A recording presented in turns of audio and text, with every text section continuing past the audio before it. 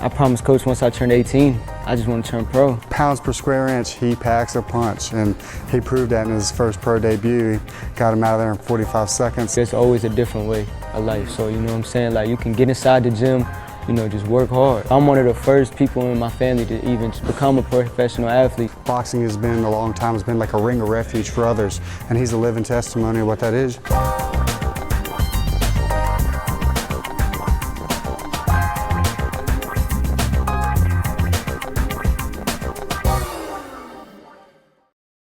Eric Johnson here at the Gator Boxing Club here in Vinton. I'm joined now by some talented guys, some special guys. Haidar Alghazi, Nice to meet you. Standout boxer. Of course, we've known him for a few years. We'll get into that. And Coach David Hopkins here alongside him.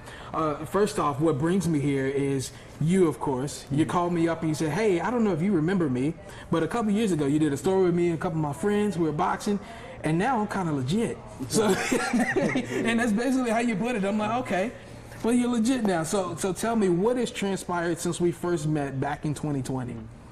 Back in 2020, I only had about 2 amateur fights, but I started fighting a little bit more. So then after that, I promised Coach once I turned 18, I just want to turn pro, and this is where I'm at now. Speaking of where you're at, Vegas Champ Boxing, Yeah, Vegas is that Champ. right? Just Yeah, right here. how did that even come about? I know it's still kind of fresh. You said it's just happened literally within the past month or so. So how did that even come about? Shout out to Bill Nelson also, manager and all that. You know, got in contact with him, and you know, I just found the right home for me. Indeed. So that's why I, you know, landed the plane at I like it. over there. I like it. Coach, when I first met you and the guys back in 2020, he was one of the ones that said, hey, now that I kind of got this and I like it, I want to make it a career. Did you think it would happen in quite this time span, the way he's been working, and yet to get to this point to sign a big deal now? Definitely, because, you know, I tell the kids all the time, you gotta have goals to have your dreams. Yeah. So if you ain't meeting those goals, you ain't gonna meet those dreams. You're gonna often feel disappointment. And he's met his goals, and he's met himself for his amateurs. It's hard to get him a lot of amateur fights because he's so small, but pounds per square inch, he packs a punch, and he proved that in his first pro debut. He got him out of there in 45 seconds in the first round. Wow. And the guy had never been down that fast before, but he was that time. You came through in that promise, right? Yes, he did. I think last time you said you had like 4 matches total to your name, but yet when we interviewed you, I don't know, I'm sure you remember, you had 2 belts on you already. So I was like, okay, he's got a little something. He's got something special here. What's happened since then? How many matches did it take, or what did it take for you to finally land a deal? 23 now. Yeah, it just As an amateur. we just worked harder, you know what I'm saying? Fought more, and Golden Gloves. You know, went up 3 weight classes, won by knockout, and then you know, just worked hard to get where I'm at now. Yeah, you mentioned his record. What was it there? Yeah, he had 20 wins and 3 losses, and one of the losses was a bad call. He got hit in the back of the head. Oh, come on. And he was hurt, and usually in amateur boxing, they stop the fight. Sure, sure. You know, and the one was close, and the other one, I don't even know what happened with that one. I don't know, but we got a lot of talent in this valley, not just at our gym, of course at the other local gyms here. I mean, we do. I mean, here at Gator Boxing, they got some local talented fighters, upcoming amateurs too, working hard and hopefully trying to put a name for the little valley that we have here on the map. And that's what I love about boxing. It's an individual sport, but you have a team of coaches and stuff around you. But at the same time, it's an individual effort that gets you somewhere in life. I was going to say, how challenging is it? Because you mentioned trying to get him fights and get him booked has been a challenge throughout the years. Has. How challenging is it to even find an opponent, find, you know, hey, where matches are happening, and let's pair them up and let's actually make it happen? Yeah, it's been difficult because, I mean, big shout out to, of course, Vegas Champs Boxing and Bill Nelson. They did a great job promoting him. They were after him for about a year to turn him pro, and then of course they came to negotiations to where Haidar wanted him, and he sure enough met him. They seen the talent in him. But and I mean, he just had his first pro fight, and he's getting offers from guys who've had, you know, maybe 80, 90 more amateur fights than him. They want a piece of him already. Wow. Already. Wow. But you know, it's a step. We don't want to throw him in the ring already with these monsters. He needs some development because he didn't have as many amateur fights as these guys. Those guys have been fighting since 8 years old, but he's going to see him eventually, and he's going to give him a good run for their money. But right now, we're looking for developmental stages in his career, and sure. that's what we're working on right now to build him up and get him some learning process in the pro game. Yeah, yeah. Did you know any of those guys already with the team he booked with, or how did they get to know who he was in terms of, hey, let's figure out who this guy is and if we want to social sign? media contacted him. They contacted him through social media eventually, and then it kind of went for a ghost a while because, of course, promoters want to, they want to take a lot of money from you, but then they realize, hey, the kid's holding back. Let's see what we can do for them. And of course, they're a top-notch organization, man. They're giving them gear. They're looking for them competitive fights. They're taking care of them on the backside. They're doing a really good job of help develop him as a fighter.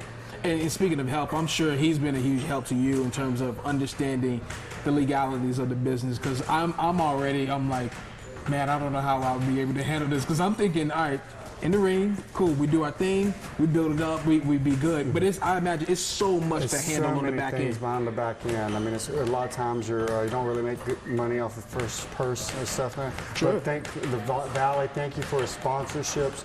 Keep continuing to support this young man. He's going to do great things for you guys and develop your business on the platform also. So please, thank you to all the sponsors. And that's what the Valley has been very supportive of the program. They've been supportive of Gator. They've been supportive of Big Lake Boxing. They've been supportive of Round 30 MMA. Rowan Valley's been really supportive of the young men we have going up in amateurs and now pro. Sure. We really appreciate that support. To go from amateur to pro, what's the difference, I guess, I would ask, and is it apparent immediately in terms of, I imagine, is the style of boxing different, or is it simply just who you're facing? I've always had a pro style, so it's a lot different. You can feel anything. Like a shoulder bump, you can feel it. I got headbutt in my last fight.